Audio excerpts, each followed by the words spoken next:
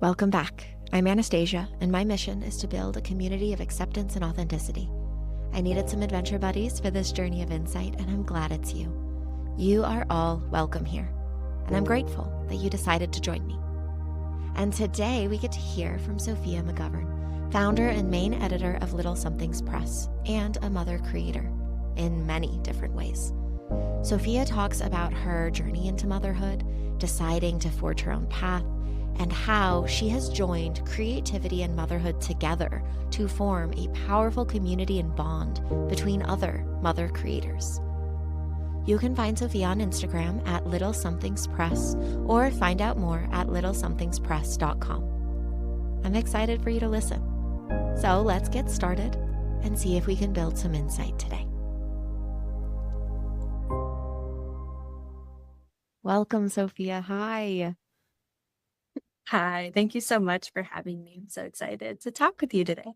Oh, I'm excited too. And I can't wait to hear about everything that you've been up to. So let's start by maybe you can tell us a little bit about who you are, your passions, anything that you want the audience to know.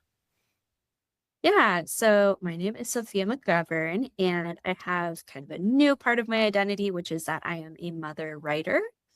I am a creative nonfiction and poet writer, and now alongside motherhood, I get to really dive into my craft and see where this new life, this new being, takes me along that journey. And alongside that, I'm also an editor. So I run Little Somethings Press, which is a local to Tempe press. And we hand make every single book in community settings, which has been a lot of fun. I think we've probably made about 1,000 books by hand over the past 7 years, published about 200 contributors from all over the world. Yeah, Okay. and a bunch of things. So How many copies of each book do you make typically? yeah, so the first run is about 100, and then and that includes the contributor copies as well. And then we do reprints. It's usually between I don't know, like 10, 5 to 10 at a time. And I wish I was a super type A organized person, but I'm guessing that it's about 1,000 by now. Okay. So the rough estimate, yeah. Yeah. Okay. So you said your print is Little Somethings Press. How did that come to be, that idea? Yeah, so I have been working in independent publishing in the Phoenix community for about 10 years or so.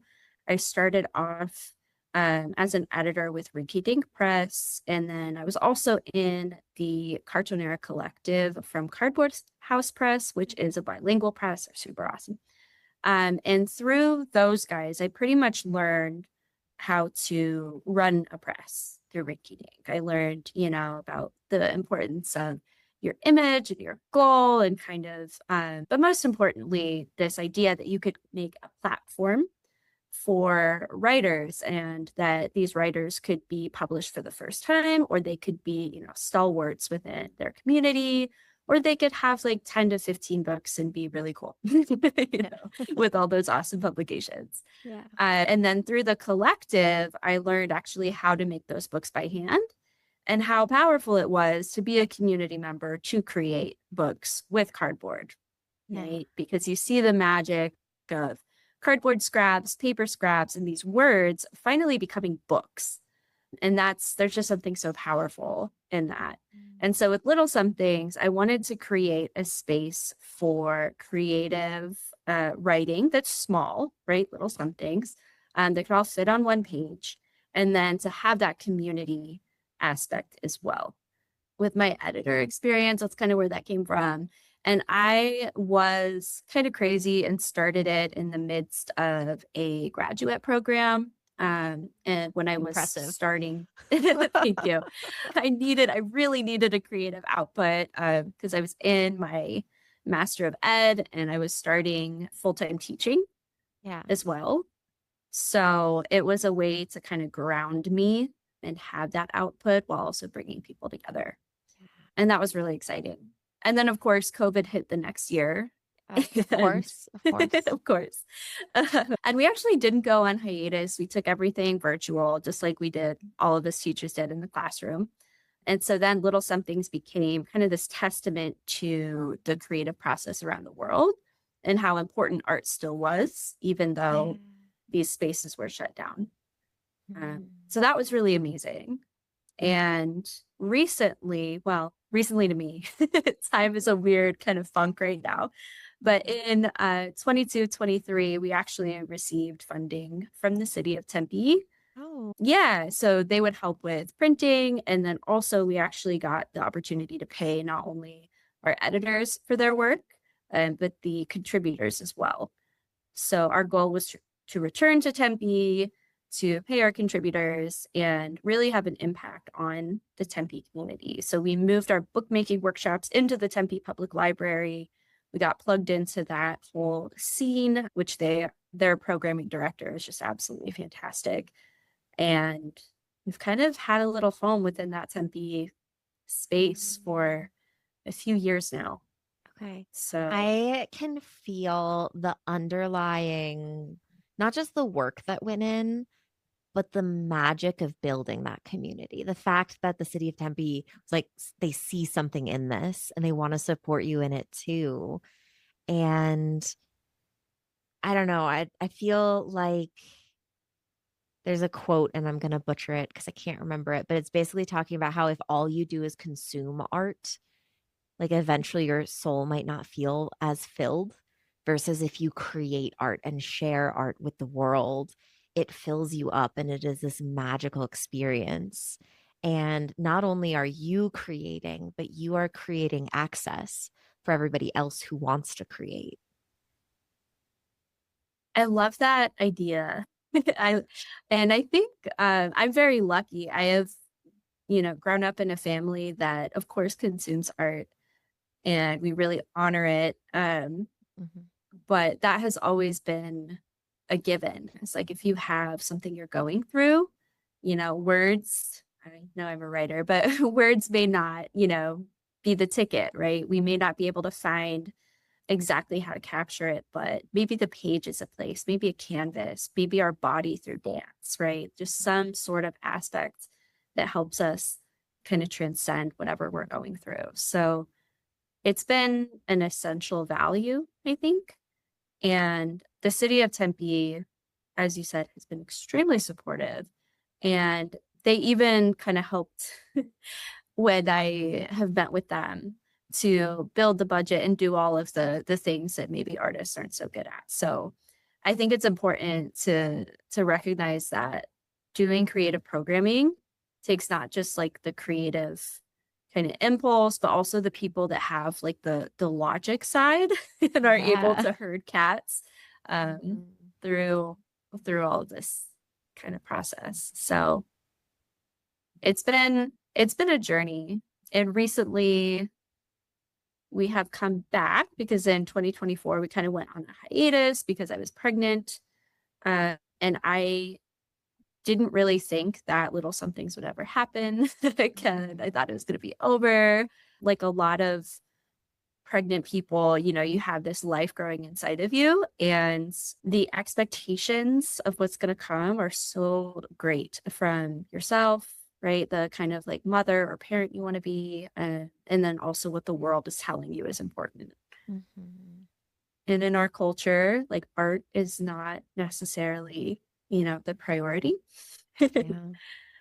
So it was, there was a lot of fear when I first became pregnant with like how that would mesh with my creative identity. And it's kind of silly looking back on it, but in the moment it was so scary because I mean, I was just convinced, right? I would never pick up a pen again. Who has time, right? Who has time? Like you were basically giving up that entire part of your identity to add this other identity into your life. Yeah. And that's like kind of what's expected, right? People don't want to hear moms complain about how they don't have time or they're tired, even though no mom has any time and every mom is tired. So, So yeah, that was a huge aspect. But then I started listening to my community around me. And I actually was almost reintroduced to so many fantastic artists and writers that I know who are parents. Okay. And yeah, like they kind of became a guiding light, which was so exciting. And there was actually a podcast I listened to called Artist Mother. And if I'm butchering a name right now, or I'm blanking on it. Yeah, I'll have to look up the artist name and share it with you. But she basically said that she creates to be a better mother and she creates to be a better person. And so seemingly within that, like those two sentences, she combined those identities and made it a priority for herself and her mothering. Yeah. And even though I hadn't had a child yet, there was this like hope and anchor um, for this kind of new identity that was coming forth. And it was a really powerful kind of message. Yeah. So, Did yeah. you always want to be a mom? No, not at all. And that was like a huge hurdle to get over for sure. I went to high school in Mesa, which is a very Mormon community. My family has like roots in the Mormon church. And like any family kind of within that church, there's the people who are really, really super in it still, and there are the people who are really, really not. And I did not necessarily like grow up within the church because both of my parents left it.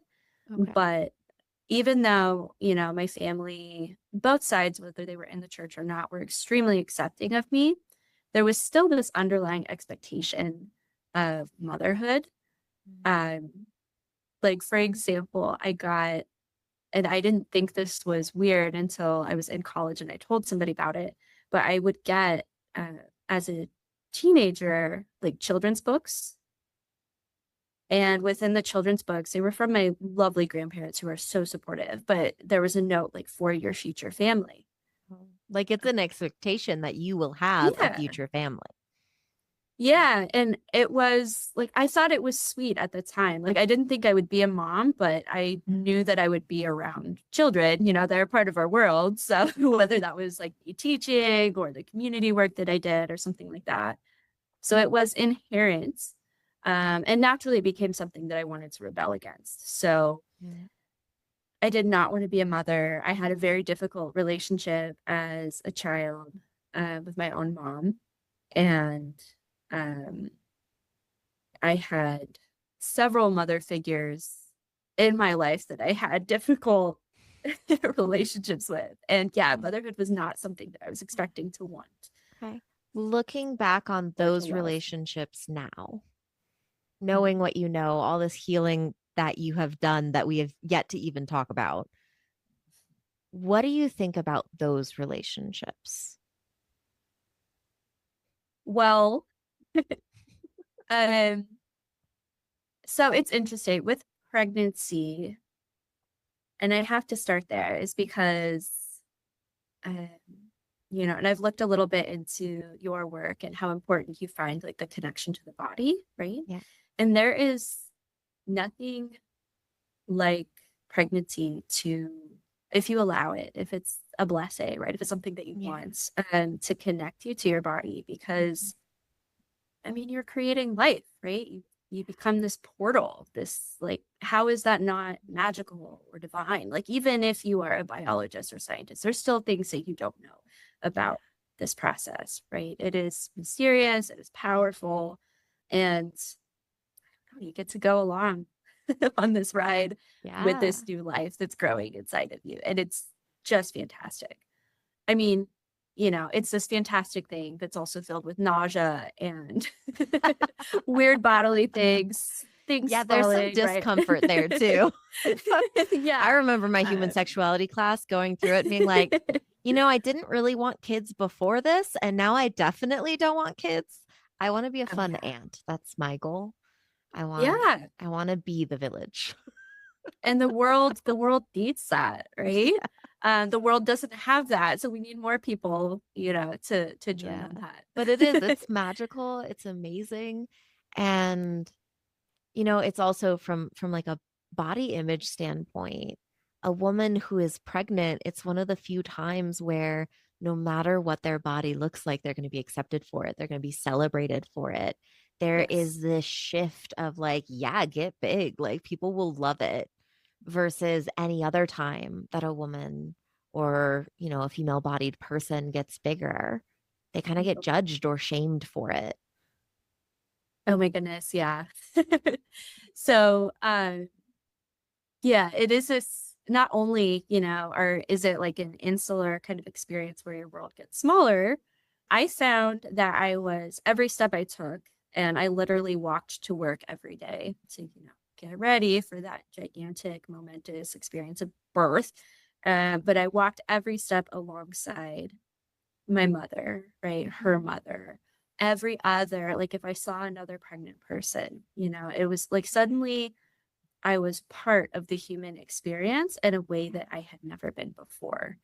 And that started the healing process. Like it was uniquely your experience, but it connected you to everyone else who ever had that experience.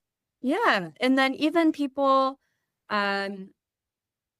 people who probably hadn't, well, I work on a university campus, right? So I also had the fun experience of being super pregnant and walking through crowds of students who would just avoid me and like separate and not want to, catch a pregnancy or anything like that. So, oh my gosh. On the one hand, there's this honor, there's respect. And then on the other hand, it's like, oh my God, don't look at that pregnancy. Like, not me. Yeah, which is fair. That's exactly what I would have been doing at 20, 21, 22. I'm sure it's what I did, So yeah, the healing process with my own mother and the mothers before me definitely started with pregnancy. My birth, like nothing went according to plan, like absolutely nothing. We didn't even have, oh my goodness, we didn't even have a bathroom. We were at our friend's wedding when I was in labor, and everyone was having way too much fun, and I didn't tell my husband that I was probably in early labor until it was done and I could actually call. And the midwife told us, yeah, you should probably come back to Phoenix if you want to have this baby here. So yeah, nothing went according to plan. And then instead of the natural birth that I wanted, I ended up in the hospital and I had a C-section, and the recovery from those is no joke. It is not the easy way out. Your body goes through a trauma either way, but you add, a C-section on top of it. There's so many layers of healing that has to happen. Literally, I think like 7 layers of flesh have to heal. Yes. So, but then the very moment, and my mother could not be with me for the birth. My stepmom could, my mom couldn't. But I held my daughter, and then my dad actually came in and I just started crying because as difficult as my relationship was with my mom, I did grow up with my dad, but we were very distant. There was just a lot of things that we both needed to heal from, and we are too similar. So we didn't talk about it. We didn't, there was this space. I hardly, even though he lives maybe 20 minutes, I didn't see him for maybe more than like 2 or 3 times a year before I had my daughter. As soon as he walked in after, Adelaide was removed violently from my body, there was this just instant feeling where I understood that, the child in me understood that this is how he loves me. He loves me this much. His life was changed instantly. He has done everything he could for me. And maybe it wasn't the best. Of course it wasn't the best. He was way younger than I was when I had Adelaide. And I was not planned. So it was a completely different experience for him, And this instant healing was it was profound. And so now He's actually watching my daughter right now. He watches her every Monday Wow. and sends me video updates and just all the things. It's the best. So it's been incredible. And then with my mom, she has struggled with mental illness and also her sexuality, and addiction, and just all of these things that I thankfully haven't had to struggle with as much as her.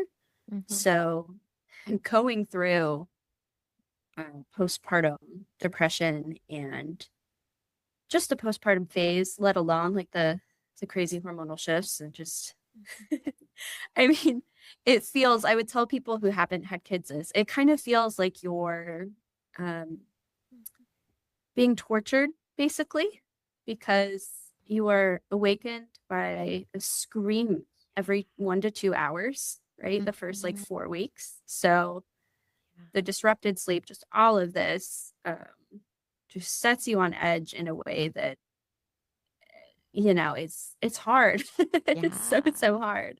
But at the same time, you know that this being loves you more than anything, right? They are still a part of you. They need you. And it's, yeah, just imagining my own mother going through this. And she also had 4 children. So going through it 4 times with all the struggles that she had, I have empathy that I don't think I ever would have had otherwise. And I have forgiven her in ways that I didn't think would be possible. So, Wow.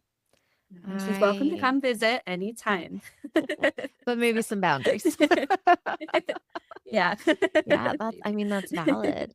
And I have a lot of clients with kids under 2, and I have been unintentionally, I'm starting to specialize in postnatal work for mothers and fathers who are just figuring out how to have a baby and raise them. And I don't know if this will ring true for you, but one of the things that we talk about a lot in that space is like this child that has entered your life is a completely different being from you.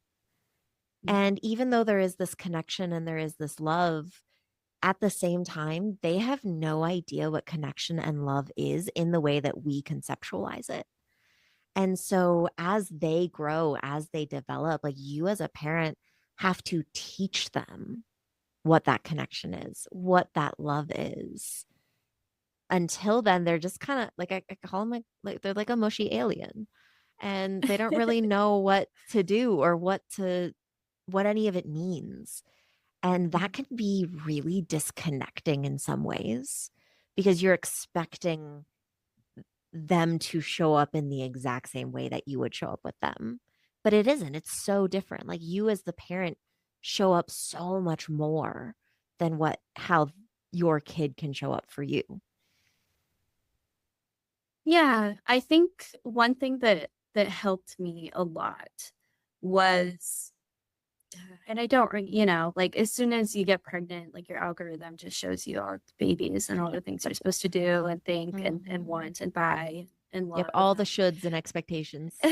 Yeah, but also there are these kernels, and I think it is nice that there is at least a smidgen of a virtual village out there of parents who are just like, hey, like this helped me, and one of the things that I saw was that we are a culture of ease, and there's nothing easy about parenthood. No. Nothing at all, right? Every day is a sacrifice in some way. Every day is a heartbreak in some way, because every day your little being, this little thing is growing and changing. And ultimately, right, moving further away from you infinitesimally, right? And that is heartbreaking and that is hard. But if you can accept that it's going to be hard work, then that's when the magic starts to happen. So yeah, like a friend of mine called the newborn phase the grumpy potato phase because, they basically just poop and they cry and they sleep and they don't move. And it's somehow you do nothing all day. but that nothing is all consuming and you can do nothing else but that nothing.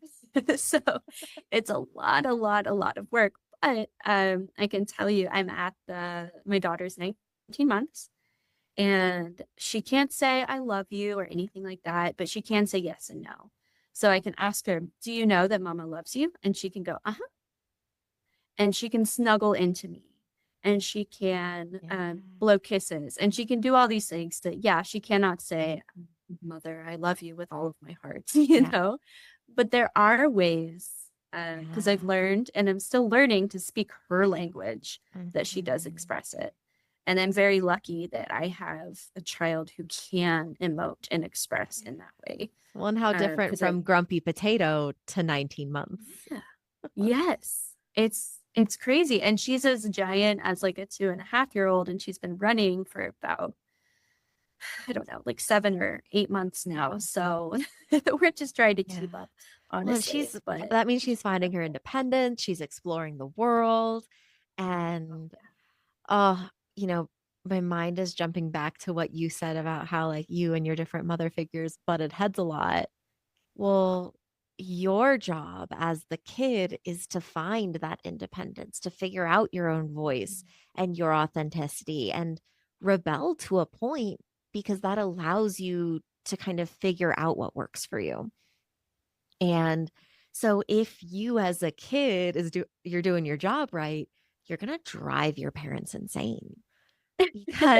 because and my mom always said this, and a lot of my clients say this, of like, well, I want my kid to be strong and well spoken and to be able to stand up for herself and like all these different things. It's like, well, yeah, but if you have a kid who's strong and knows what she wants and stands up for herself, like she's gonna do that to you as well. And there's this level of frustration, there's this level of annoyance that comes with that, while at the same time, like this need to be so proud of your kid for being able to access that. So whether your parents can do that or not, I'm just going to say you crushed it. You found yourself, you rebelled when you needed to, and then you figured out what was authentic for you. And like the joy radiates out of you as you're talking about your daughter. Like I can feel it from here. Wow, she's fantastic. So she makes it easy to love her. And to be fair, I'm only 19 months in. So we'll see where I'm at in, 19 years. Yeah, we'll check her rebellious phase and regroup and see how it's going. Yeah, exactly. Okay. And yes, she is definitely going to be hard to handle, which, like you said, is awesome. It's a gift within and of itself. So yeah, it's exactly what you want for your kids, is that they are hard to handle because they are being themselves. Yes. But also hard work. There's a reason I want to be a village. I recognize how much work that takes, and I just want to support others in that sacrifice. Yeah. Yeah. Yeah. It's fair. So I want to bring it back to motherhood and creativity, because you said that initially, with all the expectations and all the vision of what motherhood was supposed to be, you were basically ready to give this up. But it came back to you and you found this way to merge these identities.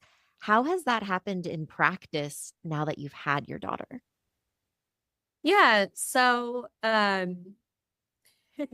it's kind of funny. I have been working on a manuscript and a collection, probably it's been close to 10 years now, right? And it is like a mother-daughter collection.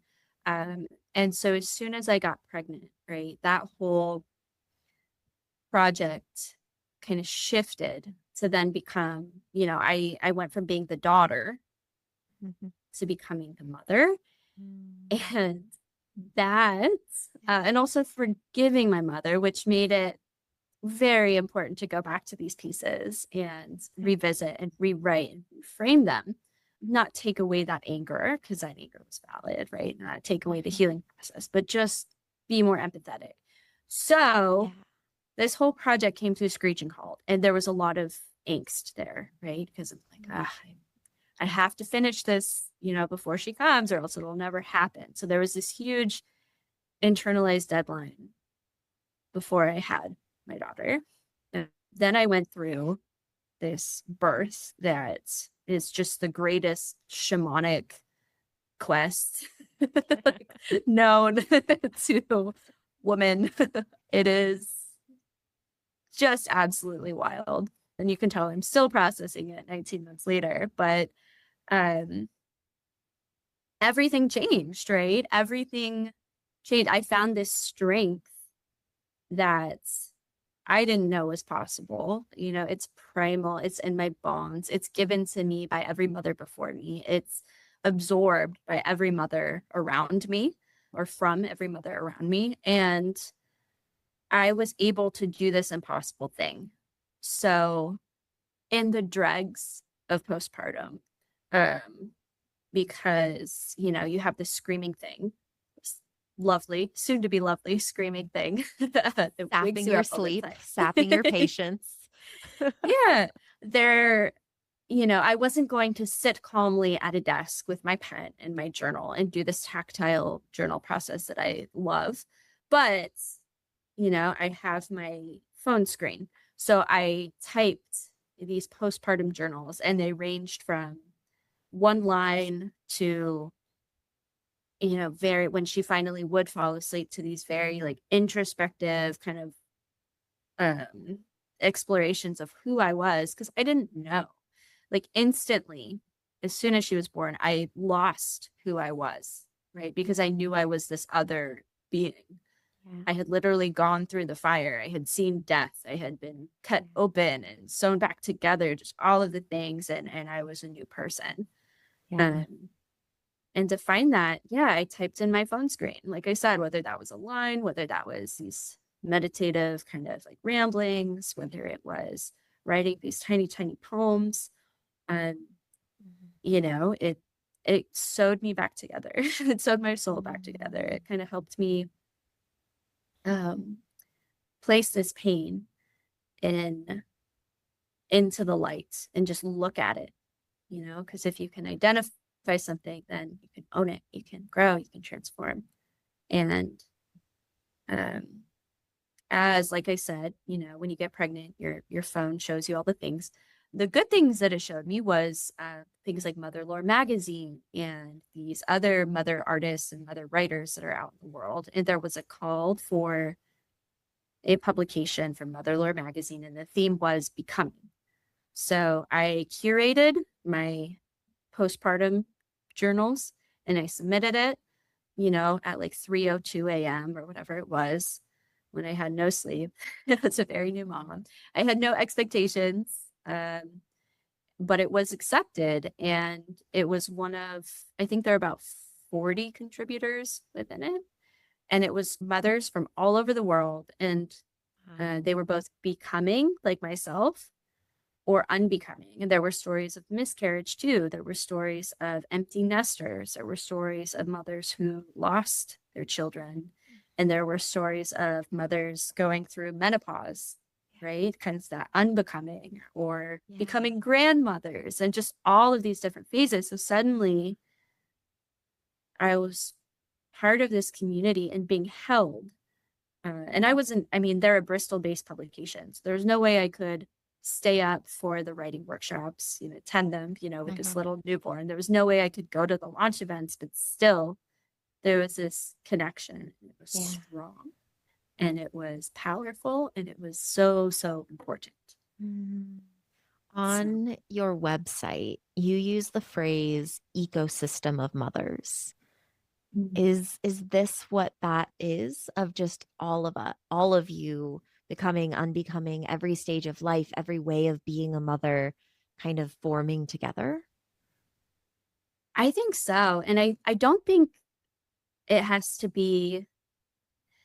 So 2 points. I think mothers inherently kind of create these ecosystems. And then they're also, yes, literally. And they're also, and it doesn't have to be birth mothers. My grandmother, you know, raised me for a large part of my life. I know several people who are foster mothers, right? It doesn't have to be people who have birthed you. But alongside that, like, caring is an act of creativity in and of itself. and it's an act of empathy. So suddenly, like as soon as I got pregnant, I would see, another pregnant person. As soon as I became a mom, and I would see a mom with two kids, one's crying, they may be in shambles, but they made it to wherever they were going. They got out of the house, they got dressed, they got fed, They and might it be was just suddenly 700 like, hours of sleep in the deficit and just they're still yeah, going. they're going. And those kids are going too. Yeah, like of course the nap schedule doesn't fit into the 9:15 doctor's appointment or whatever they're doing, which is a whole other conversation. But uh yes, it is like an ecosystem because suddenly like, I could just see these other moms that I didn't know.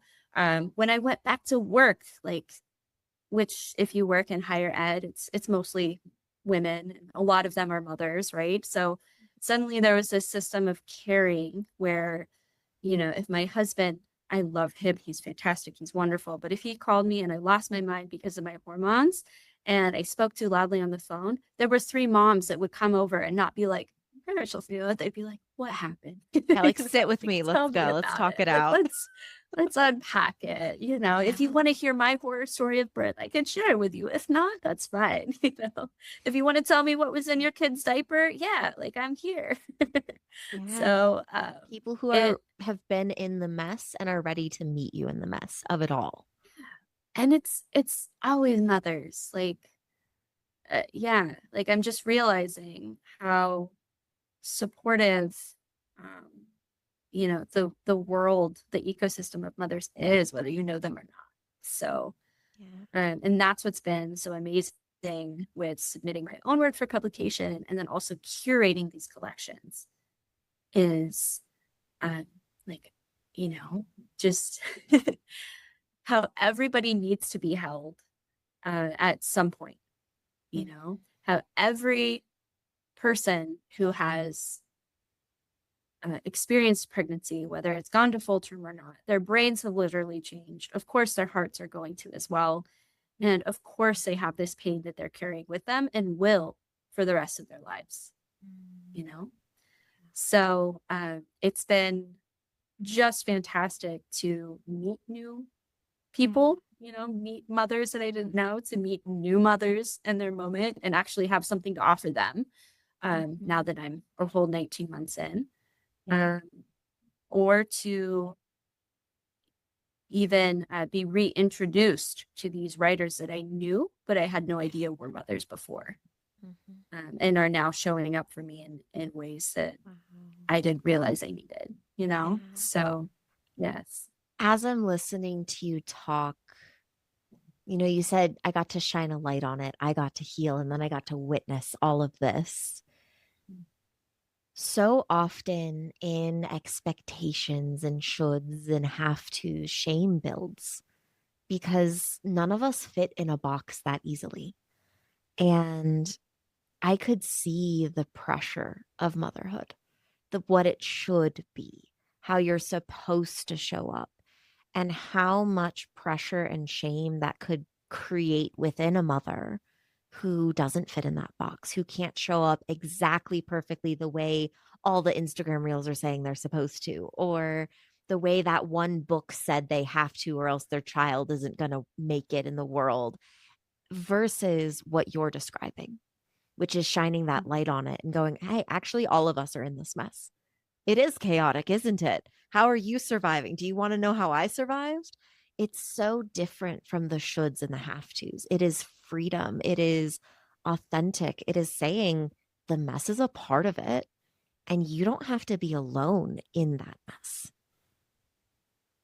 100%. Yeah. 1,000%. Yes. And I think I want to reiterate, like I am at a place where I have reconnected with my family. I am at a place where I have so much support. We have, my husband likes to say, a fire line of grandparents. Monday, my dad watches her. Tuesday, his parents watch her, and my grandma. Wednesday, Thursday, I watch her. Friday, we have a nanny, and then the weekends is all us. Like we have, the whole week she is interacting with her village.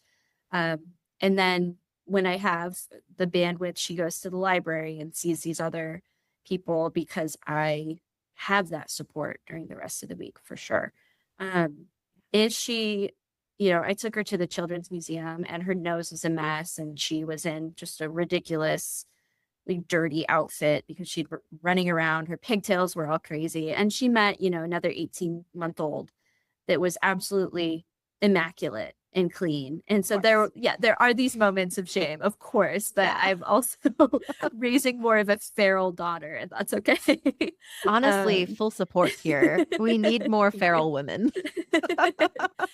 And then also there has been, I think this is super important, and I cannot iterate enough, there has been a cultural shift within the creative communities, because even 10 or so years ago when I was, entering the creative community, there weren't there were mothers and there were artists. There were not mother artists. That was not something that was accepted. And, the rhetoric was against, artists against parenthood kind of a thing. And that's what it felt like.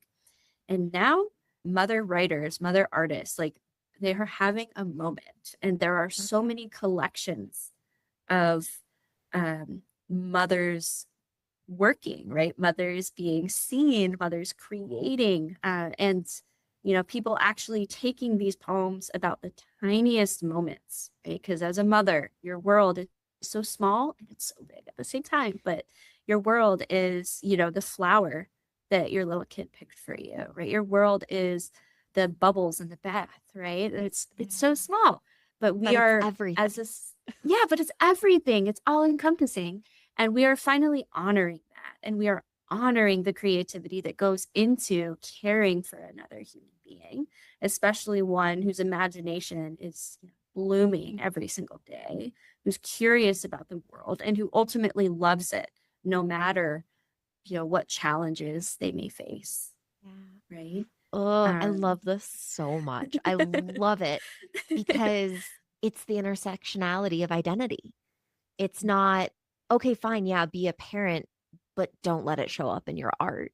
It is, no, you have two identities that are intersecting, and that can build upon each other.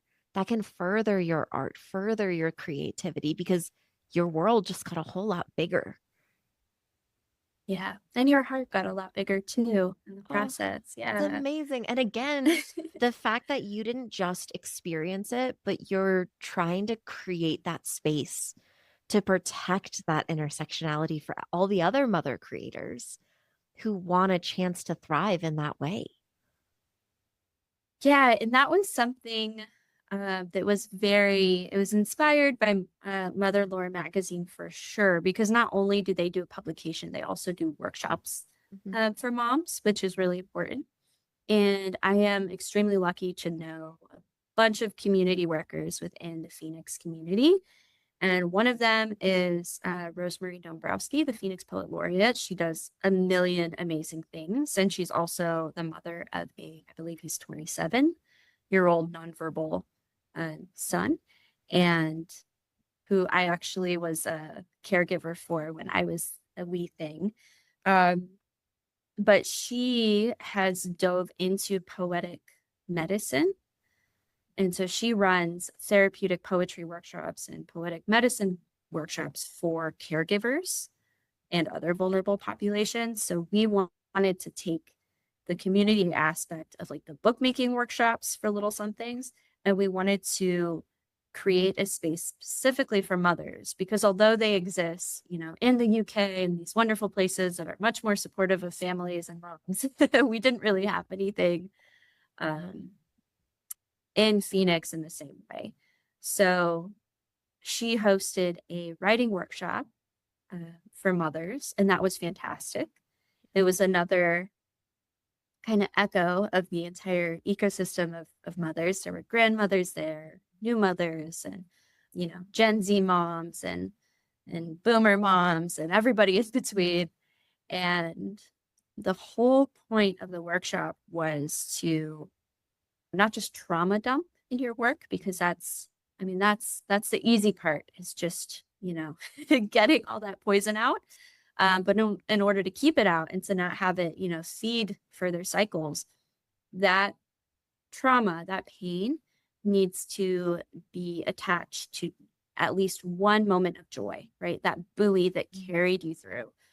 And it was fantastic because we actually got submissions that are now published in the anthology and in the zine that came from that workshop.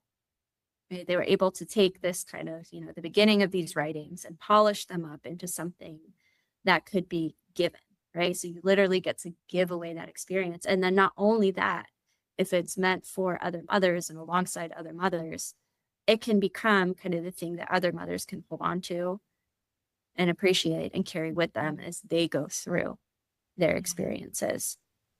And so none of, I want to stress, like, this project is not just me. It is Rosemary Dombrowski, who led the writing workshop. It's also Ashley Zakowski, who led the art workshop, which I would love to talk about too. And it's all the mothers who showed up and made the books. It's all the 500 people who submitted as well. And, we had to be super objective, and we had to, do the hard work. Say being the editor is the hard part when you have to consolidate. Oh my gosh, it was so hard, and I cannot stress that enough. We had a top 100, and we're like, we can't publish 100 people, So yeah, we had a whole bunch of help. That really speaks to the power of this, though, that you had that many submissions that not just were submitted, but were good, that you struggled to choose between. Because, sometimes you ask for submissions and then what you get is not the best. Or like I throw stuff out there and usually what I get back are like Insta ads, or like random people who don't even understand what's happening that are just putting in something completely unrelated. And it's like, no, that's not what this is for. It's really easy to weed those people out. So the fact that you're sitting there going, we had to narrow it down to our top 100 and that was still like too many. How beautiful of a community to show up in that way. Yeah, it was incredible. And it was from all over the world too. So amazing. Yeah. And I can't thank my editors enough either, because we had Isabella and Megan helping us out as well. And Megan's actually a new mom, a brand new mom. Wow. So she is in the thick of it with her grumpy potato. I love it. Adorable grumpy potato. Yeah. But yeah, and we're almost done. We have a launch event, which is coming up in a couple weeks, where 10 of the local mothers will be reading. And it's exciting. I was just talking about the pockets of creativity and motherhood. Like, I was finishing up these books because the majority of them were almost finished. And they just needed some final touches. So I was doing the final touches either, at nap time at home or during my lunch break at work. And I was traveling around with this jar full of needles and book twine and cardboard. But they are finally finished. They're all sewn.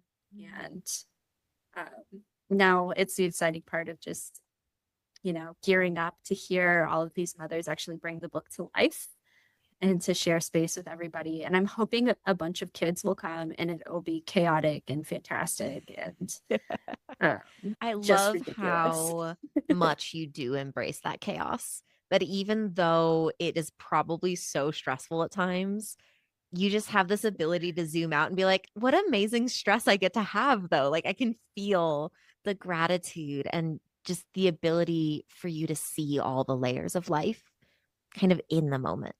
Unless that is just you talking to me about it, and that's not true at all, but that's how it's coming across. I'm not like this all the time. Definitely not. But I think, like, one of the things that I took very seriously when I became pregnant is I want my daughter, and I tell my husband this all the time, I want my daughter to know that it is a blessing to care for her. Not every mother gets to care for their daughter or son or just child, and I get to do it. Yeah. And, my struggle will be not to be a helicopter mom, but it is an absolute blessing to spend time with her and to see her grow and to see her bloom, and then also have myself grow as a mother as well. Because of course, it's easy to lose yourself within motherhood. Of course, it is this all-consuming thing. But you But can't with lose yourself this, because that's how you get to show up for your kid. yeah, it's just never-ending paradoxes, just left and right. Yeah. Bittersweet paradoxes, just all the time. Loving rage, just all of it. So, yeah. And I think, and I do want to bring this up as well. I was fortunate enough to be able to get pregnant because my husband and I actually struggled for 2 years, which in the grand scheme of things is not a long time, but we But it's a are long both time when writers. you're actively trying. Oh, yeah. And we're both writers, so we're like the most neurotic people ever. And so just the fact, tracking the cycles and going through the testing and, there's nothing comfortable about the fertility treatments at all. And on top of it, they're stressful. So not only are they uncomfortable, they're stressful and they pull at every fiber of the relationship. You at least like I lost a lot of my physicality and intimacy with my partner, and we're still struggling with that, because on top of being new parents, like we had the fertility stuff to deal with, so nothing has been sexy for a very long time. Yeah, it Right? stopped being a relationship and started being science. Yeah, science, and like suddenly I'm deep into the Philippa Gregory books, like reading about the queens that are just trying to make a baby because that's their job, and like Mhm. and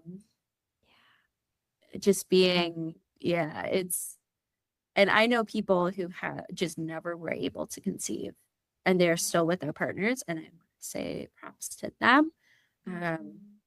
That is a strength that that takes just so much vulnerability and strength, Yeah. hand in hand. So, Yeah. on top of the people who decide not to have kids, which is a valid decision. Yeah, it's all valid because it's what's authentic for you. Yeah. And Yeah.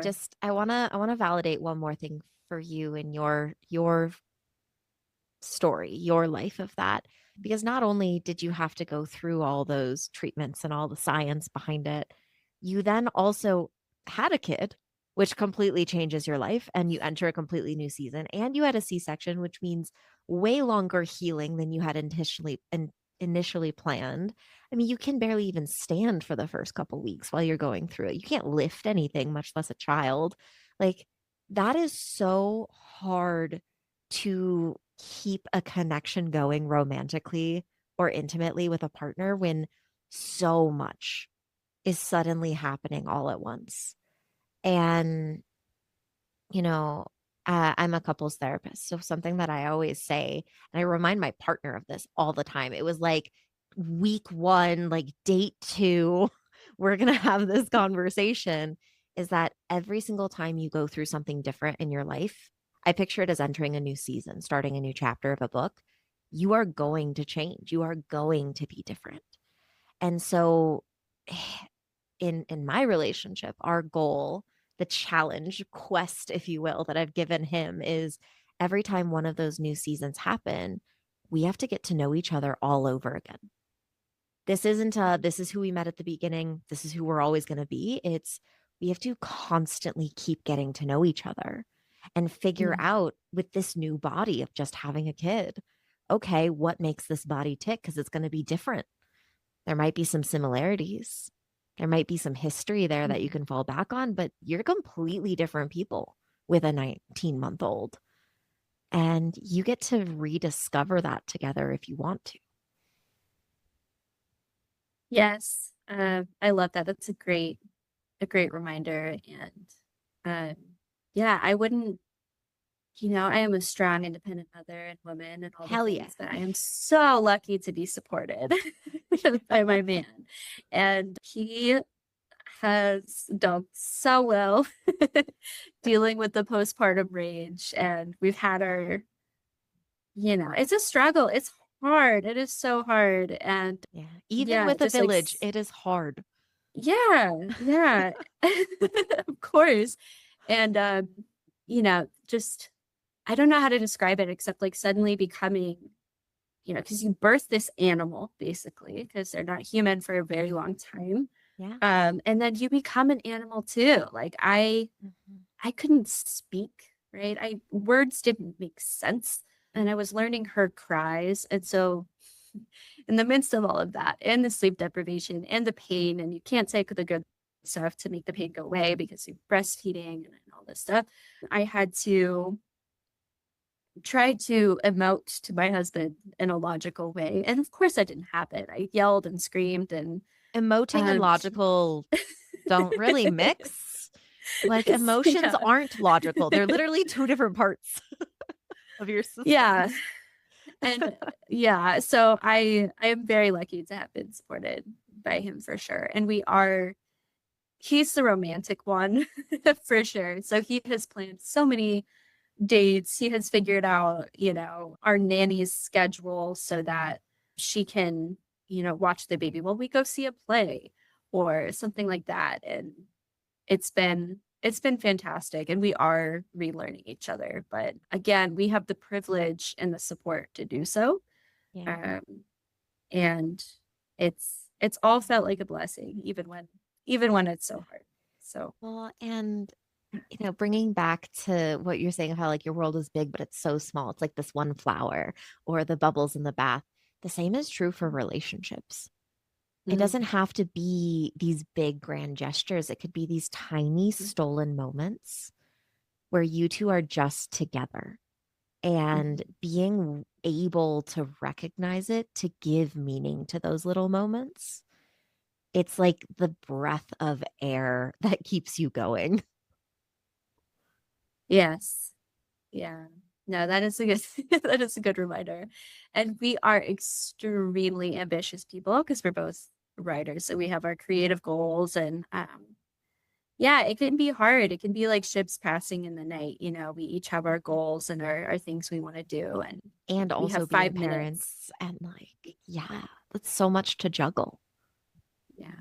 So I, props to anybody out there in a yeah, long-term relationship, like let alone parents. So yeah. Again, just it's so much work and you're constantly learning and growing and changing. Like, props to you. Props to every parent out there. Props to anyone still trying to get to know your partner, even if you have multiple kids. Like, wow, just wow. yeah. Mhm. Yeah. It's all hard. Yeah. My brain is squirreling a little. And so I'd like Mhm. to go off in that direction if you're okay with it. Because you and I have connected because of Pillow Talk Mhm. and Heather Hendry. And I hearing you speak, I'm like, okay, I get why you like this, you're a part of this community as well. A lot of like-minded people of let's destigmatize, let's remind people they're not Mhm. alone. Just there's a lot of similar themes between the work you're doing and what the Awfully Hilarious anthology is.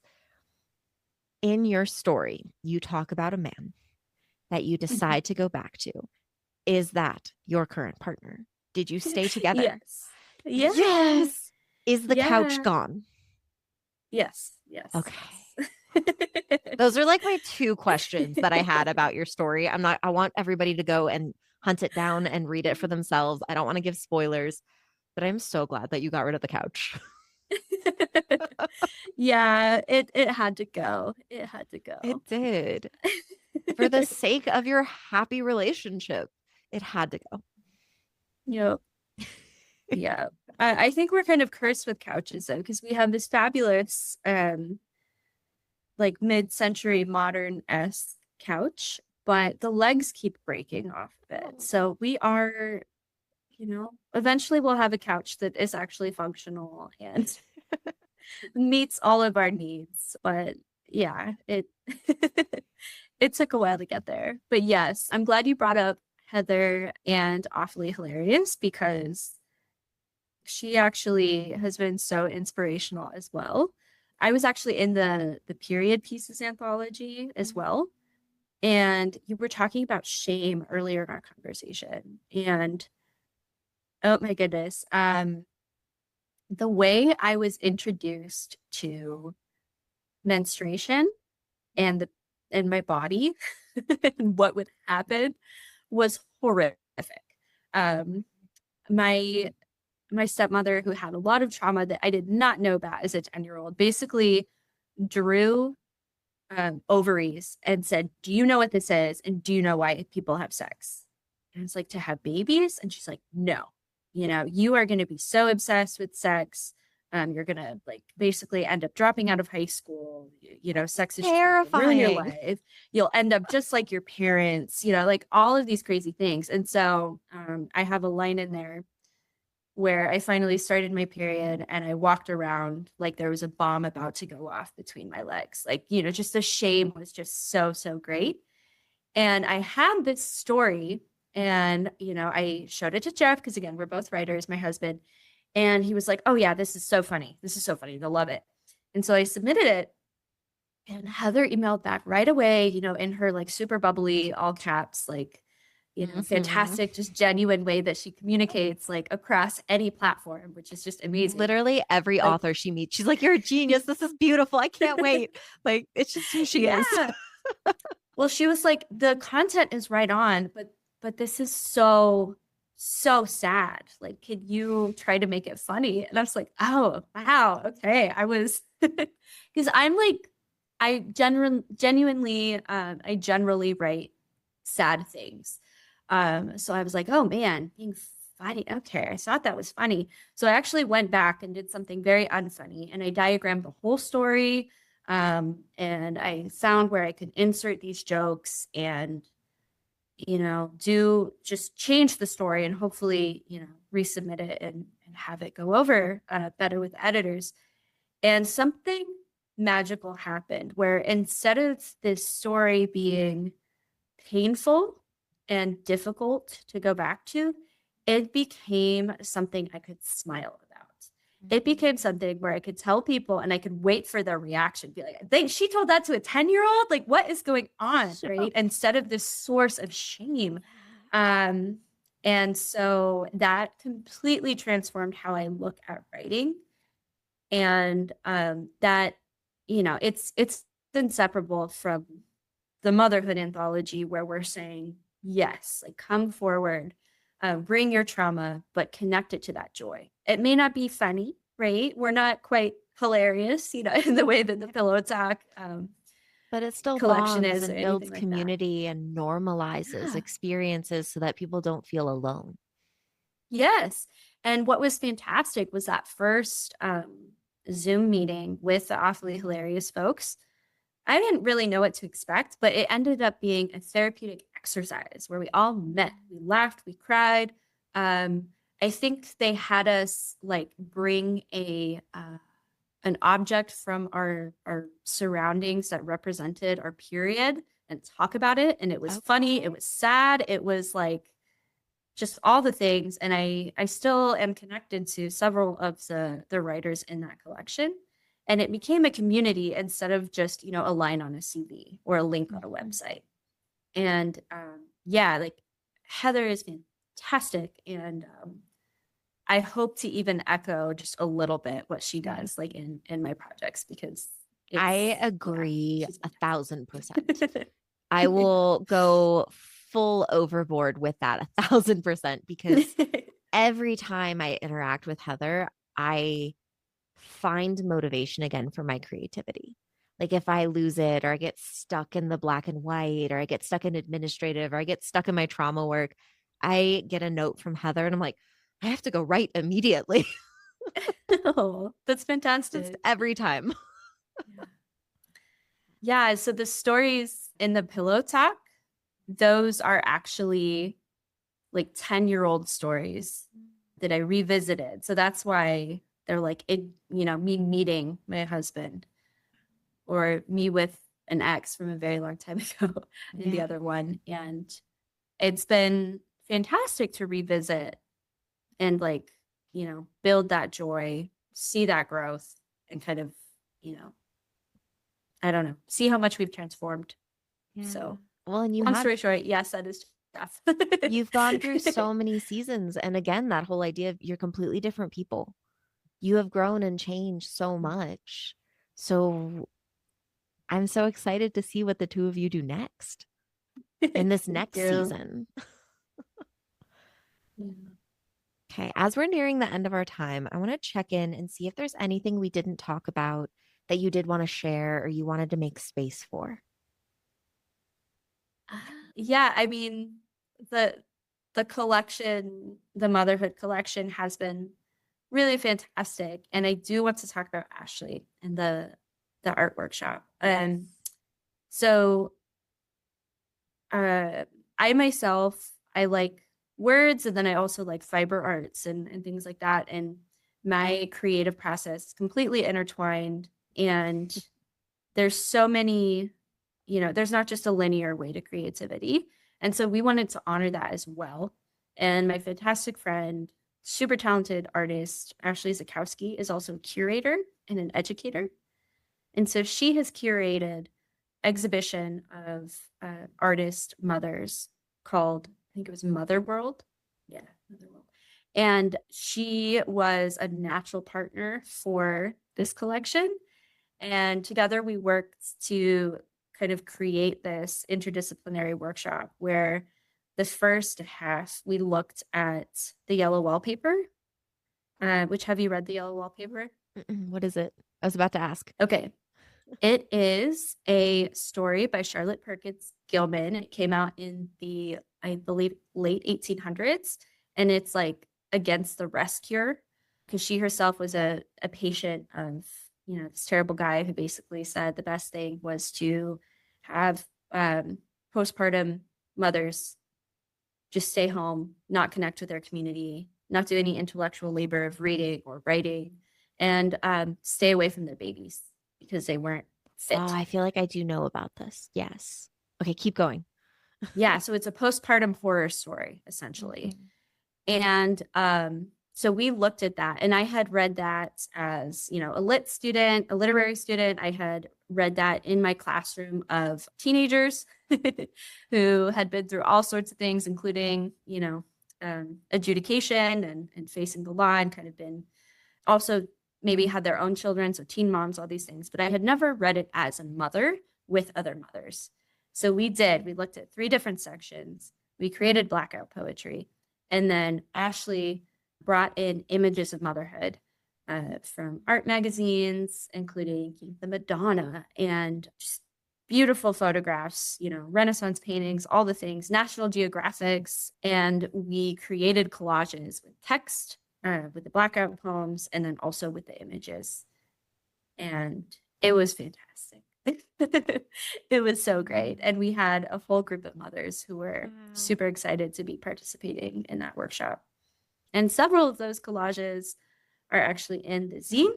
And then Ashley's work is in the anthology as well. So how can our listeners find you, find your work, keep up to date on these workshops? Where are you available? We are on Instagram at Little Somethings Press. And we also have a website, littlesomethingspress.com. And we have a newsletter that I send out when there's something to say. So it's not very often. So amazing. Yeah. Okay. Anything else you want to add? I feel like this has been an incredible conversation. I am so grateful you joined me today. Thank you so much. I am grateful for Sophia's powerful and unique perspective on becoming mother creators, mother artists. We are more than just one identity, and we don't have to choose. Let yourself be layered and complex, and stay authentic as your life shifts and changes. You're not alone in that work, and hopefully something we talked about today resonated with you. If it did, let yourself sit with that idea for just a little bit longer. If you have any questions for this podcast, send us a message on Instagram at Insights With Us Podcast, or send us an email at insightswithus@gmail.com. If you enjoyed this podcast and want to hear more, please follow, like, or subscribe. If you want to support the continuation of this podcast, you can donate. You can support us on Substack and also watch video episodes, or find me, Anastasia Soroka, on buymeacoffee.com. You can find digital downloads on my website, happymindwellness.com. Thank you for being my adventure buddy. I appreciate you, and I appreciate you being here. Thank you for creating insight with us.